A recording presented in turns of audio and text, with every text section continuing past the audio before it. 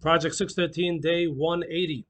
We are continuing to learn the mitzvah of the Passover sacrifice, the Karban Pesach, which was offered on the 14th day of Nisan. That's the day right before the Seder night.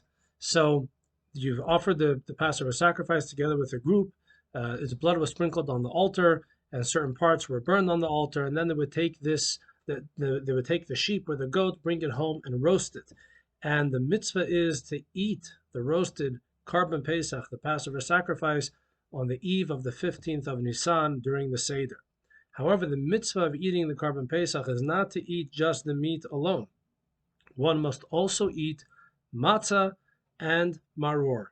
Matzah is the unleavened bread, which is reminiscent of the bread that the Jewish people took out with them from Egypt. It didn't have enough time to rise because there was such a rush to leave. And also the bitter herbs, which is reminiscent of the bitter slavery in Egypt. So the mitzvah of eating the Karban Pesach, the Passover sacrifice, is that it should be eaten together with matzah and maror. Now this brings us to the next mitzvah, which is Pesach Sheni, the second Passover. No, not every single Jew had to keep a second Passover. The first Passover was 7 days, and the second Passover is not 7 days, but here's the deal. In order to bring a Passover sacrifice, one needs to be in the Holy Temple after midday on the 14th of Nisan, and one needs to be ritually pure.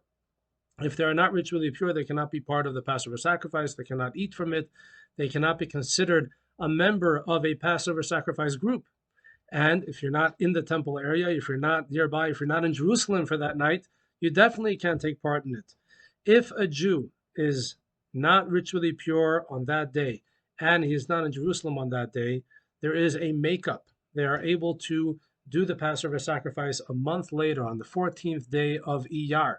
There's a beautiful story told in the Torah that the first time the Jewish people did the Passover sacrifice in the desert on the first anniversary of Passover, there was a group of Jews that were ritually impure, and they came to Moshe Rabbeinu, they came to Moses and said, why should we miss out? Why should we lose out on being part of the Passover sacrifice? And Moses asked God, what do we do with these people? And God said they're going to have a second chance. And so this brings us to the mitzvah of Pesach Sheni, the second Passover sacrifice, that if someone was not able to do it the first time, they're able to do it the second time, exactly a month later. And this Passover sacrifice was offered in the temple in the same way that the first one was offered in the temple.